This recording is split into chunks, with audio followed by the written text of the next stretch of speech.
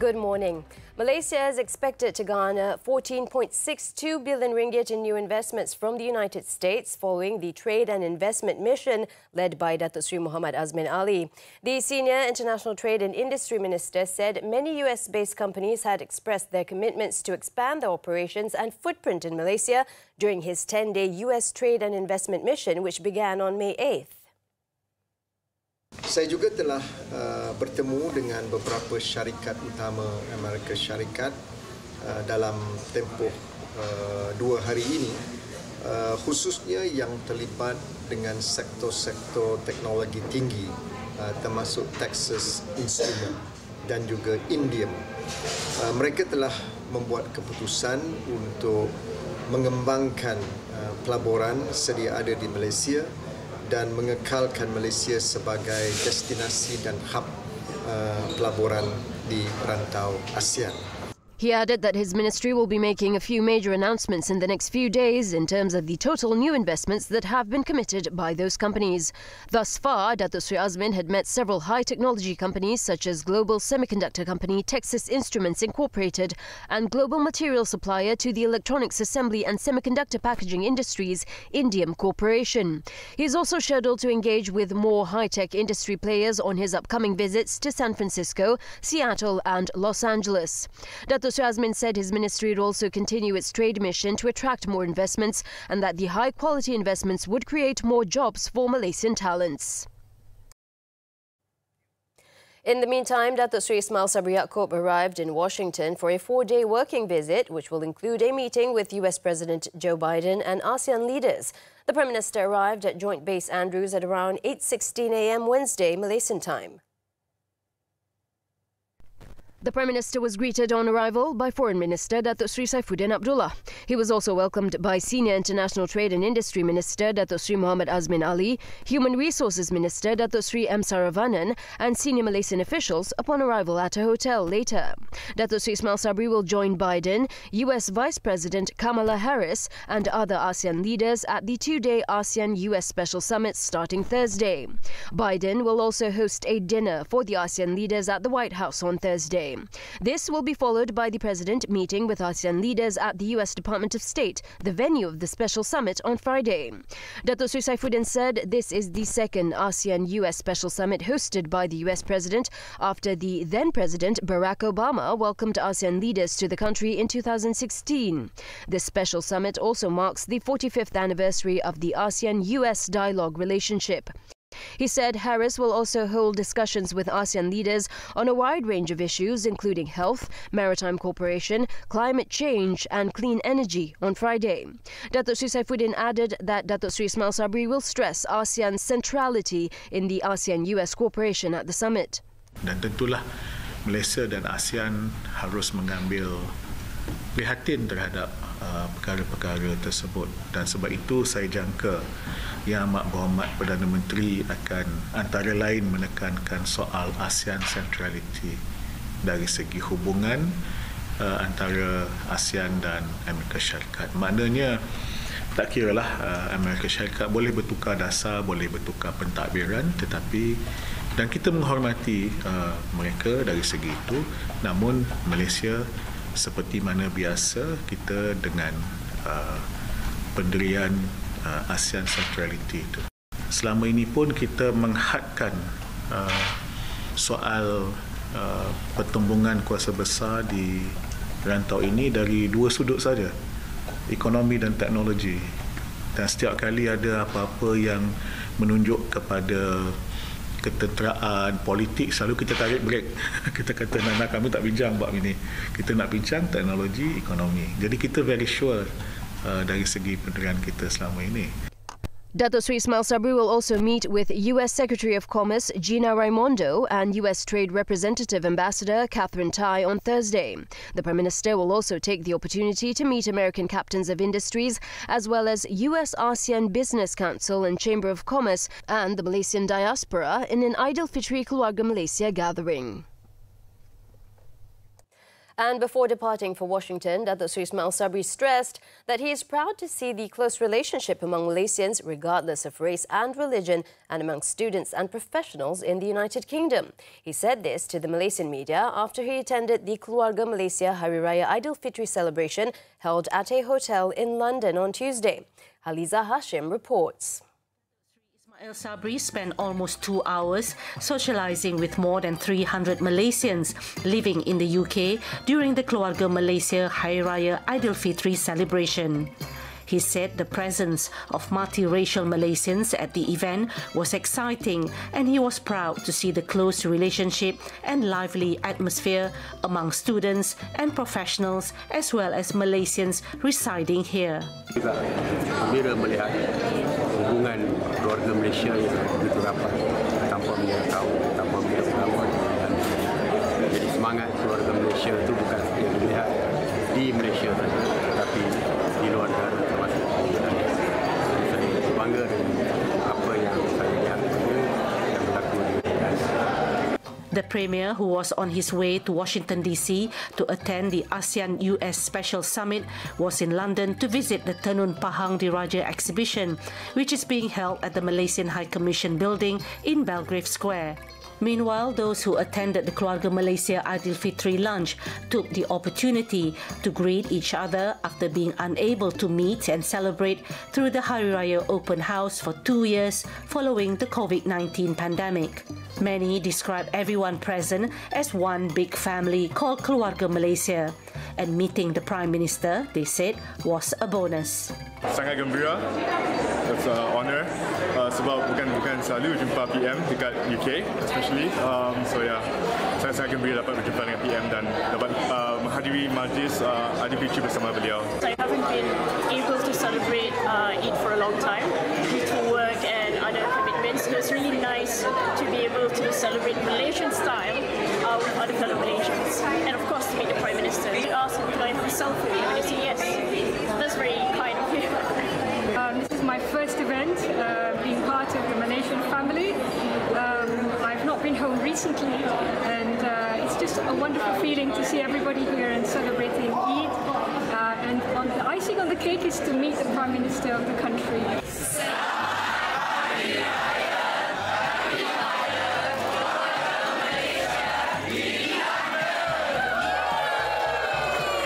Haliza Hashim, TV3, London.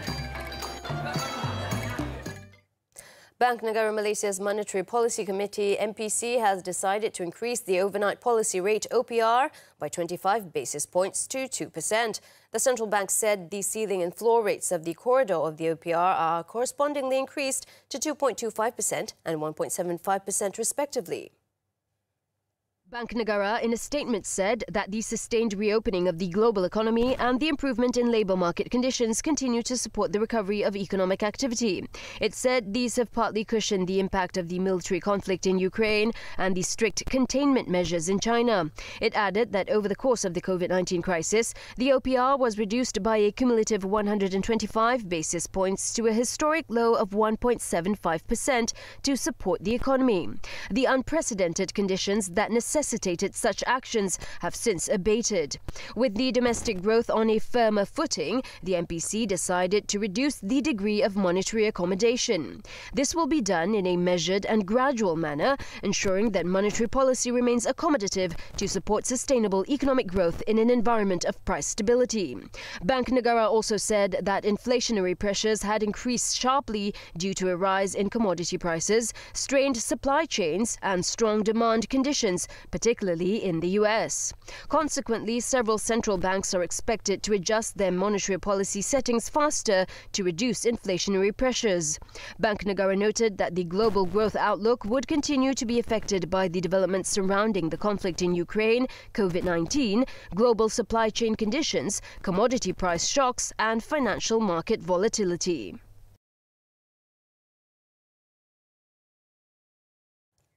Only half of the total vacancies available under the Education Ministry's special one-off intake of teachers will be filled through the Contract of Service CoS mechanism. Senior Education Minister Datuk Dr. Razak said despite implementation of the special one-off intake initiative, there were still 4,932 vacancies available, of which 2,400 placements would be filled through CoS.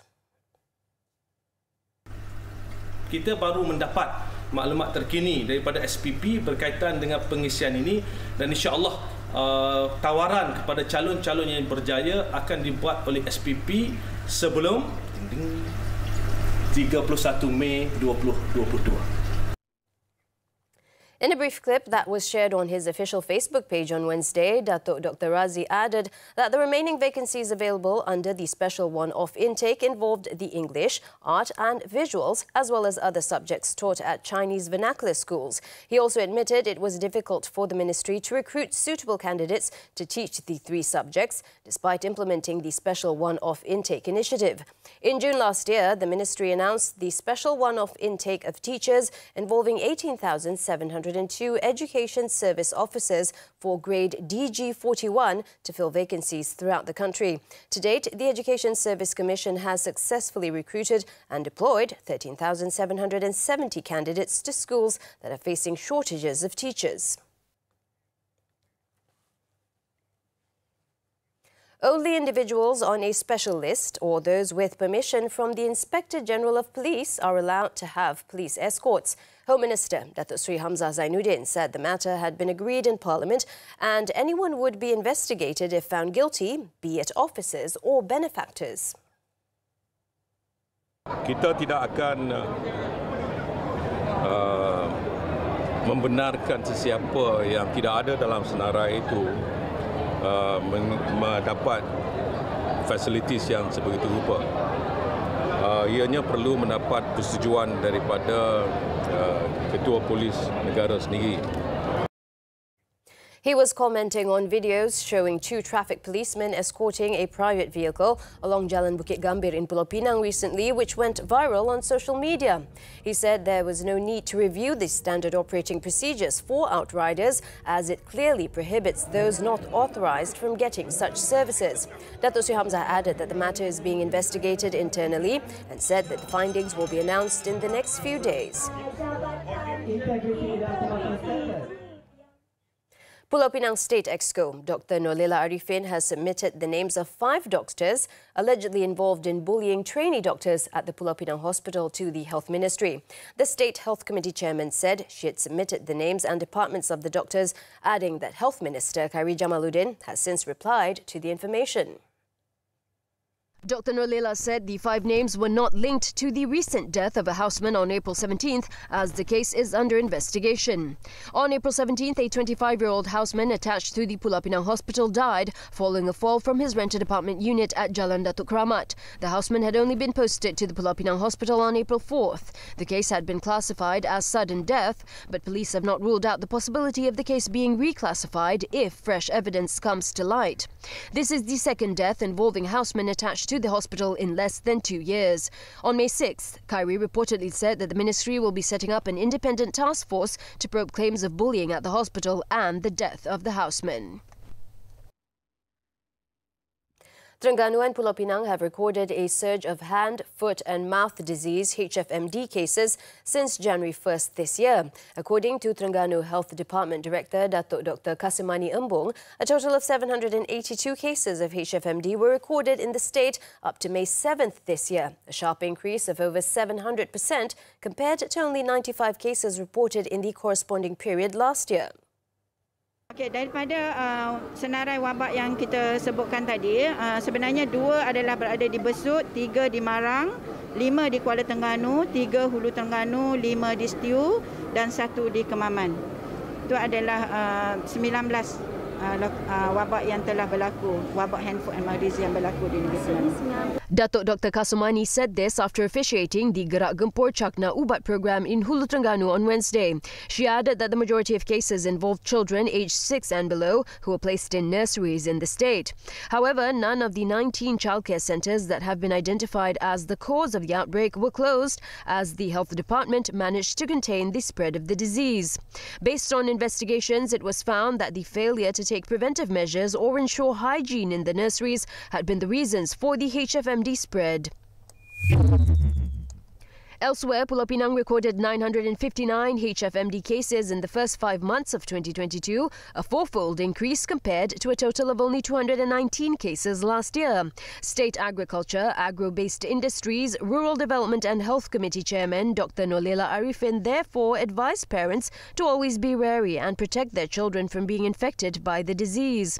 This includes checking the My Sejahtera mobile application to get any details on hotspots of infectious diseases, including those with active HFMD cases. Previously, Health Director General Tan Sri Dr. Nur Hisham Abdullah said 22,463 HFMD cases were reported nationwide until the 17th epidemiological week. More local updates later in the bulletin, but first, after this short break, Zionist regime shoots dead Al Jazeera reporter. Don't go away.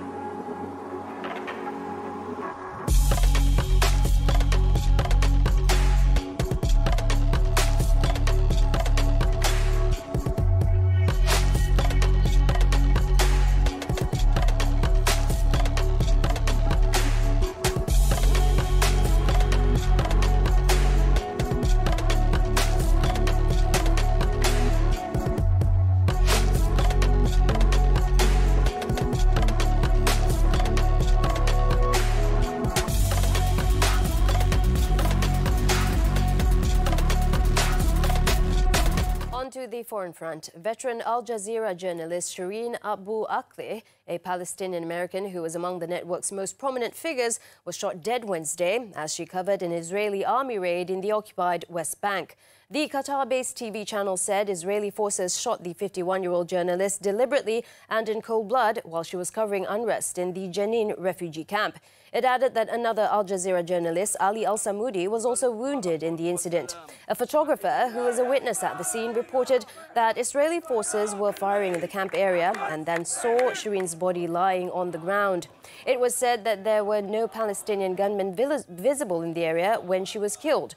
Meanwhile, the Israeli army confirmed it had conducted an operation in Jenin refugee camp early Wednesday, but firmly denied it had deliberately targeted a reporter.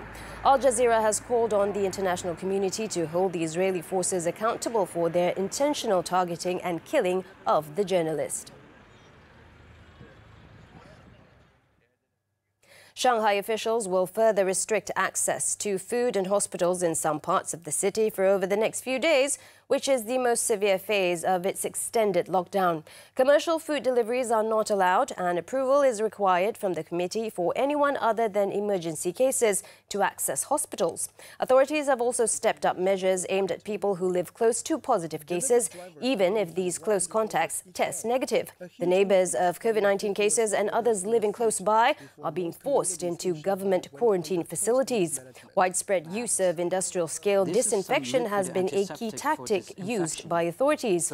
In some cases, people who have been removed from their homes and taken into central quarantine have been told to leave a key to their home, usually in the door, so officials can come in and disinfect the space. Confirmed cases have fallen significantly from their peak, but authorities have not yet been able to hit the target of what they call societal zero, where no cases are reported outside of quarantine facilities.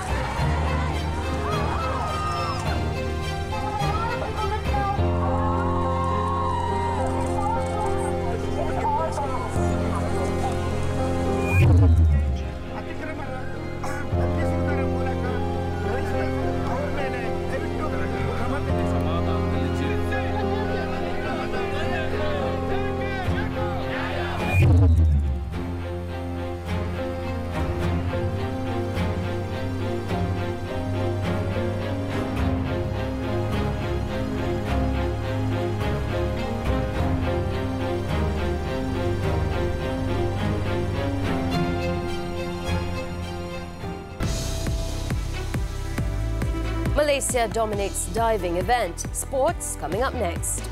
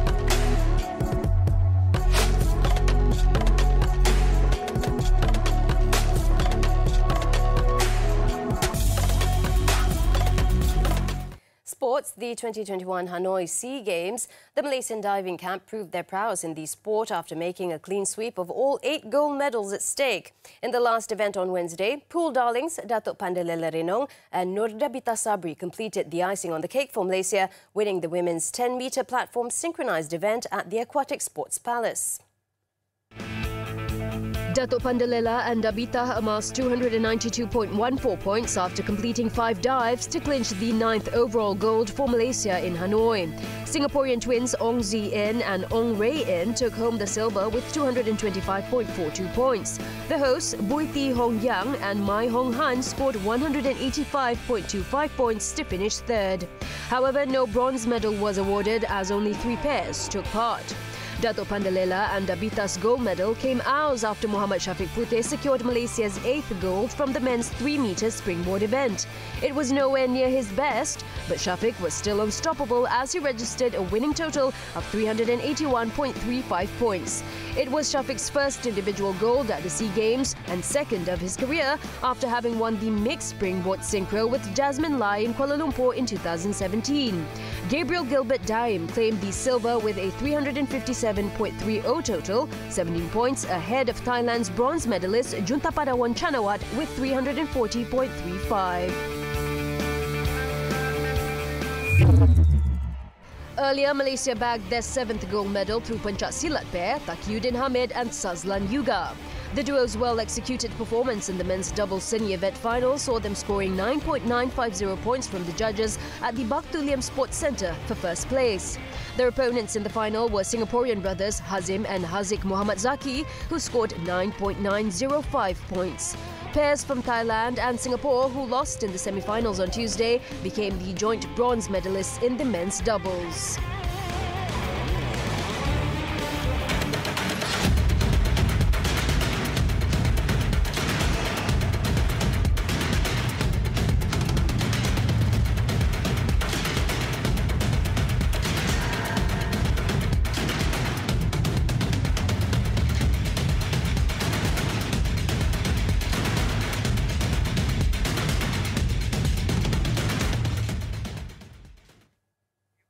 Still on the Hanoi SEA Games, it was a mission well accomplished for the Malaysian under-23 as they defeated Laos 3-1 in their Group B match on Wednesday night.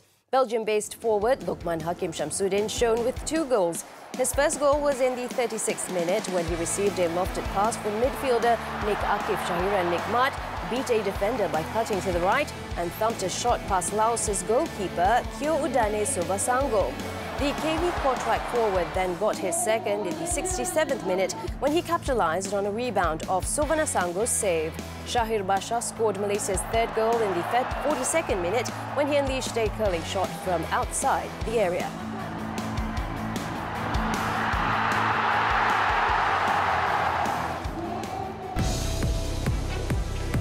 Man gets 11 years in jail for sexually assaulting teen. More from the local front after this breather.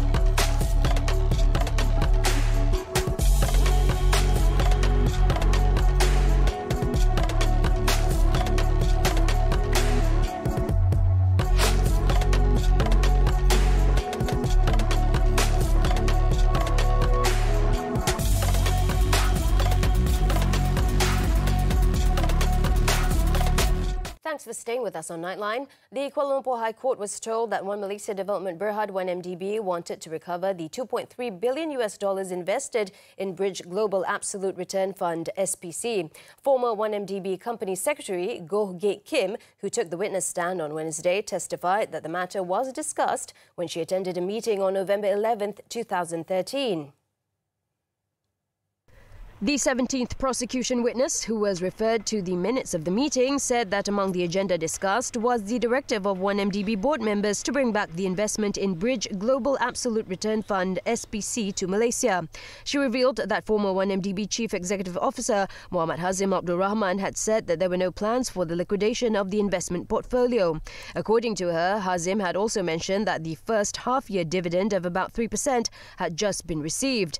Goh said this when reading out her witness statement at the trial of former Prime Minister Datuk Sri Mohammed Najib Tun Razak over charges of embezzling 1MDB funds.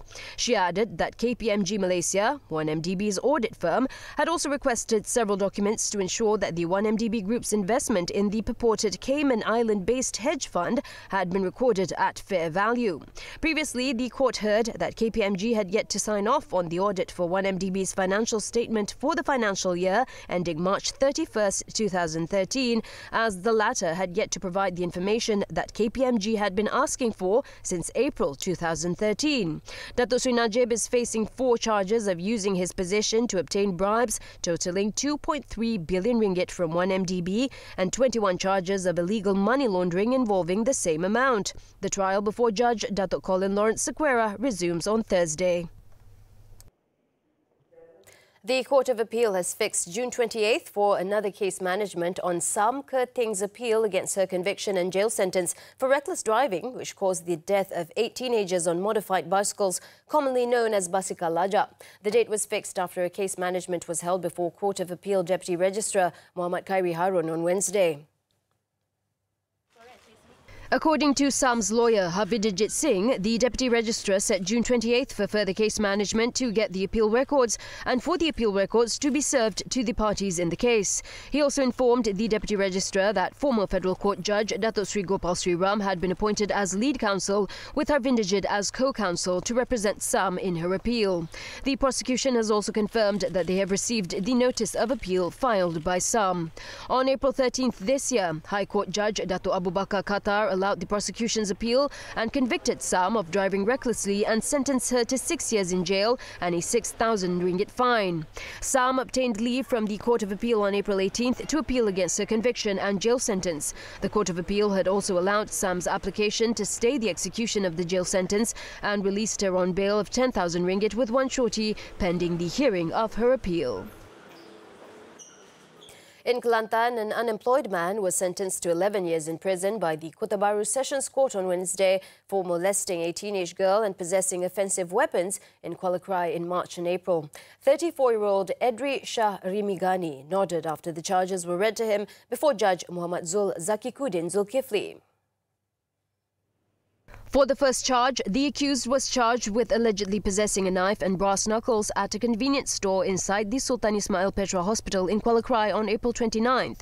The charge under the Corrosive and Explosive Substances and Offensive Weapons Act provides a maximum jail term of 10 years.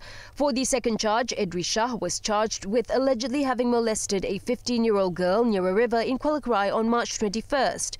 He was also charged with allegedly committing the same act on the same girl in a house in Kuala Krai on April 20th. The charges, framed under the Sexual Offences Against Children Act, provides imprisonment not exceeding 20 years and also whipping if convicted. The court sentenced the accused to 5 years in prison for the first charge and 6 years for the second charge and ordered that they run concurrently from the date the accused was arrested.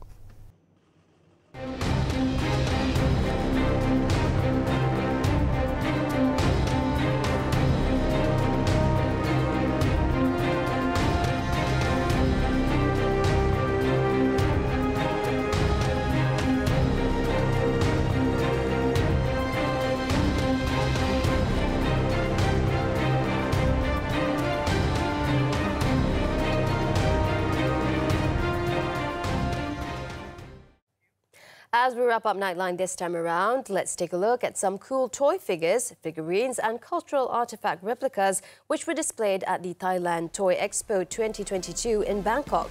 The exhibition was organised with the help of the Thailand Convention and Exhibition Bureau, which envisions the event as a platform for Thai artists and toy makers to advertise their works. With that, I'm Azaria Tagaya. Thank you for watching, and here's to hoping you have a productive rest of the week.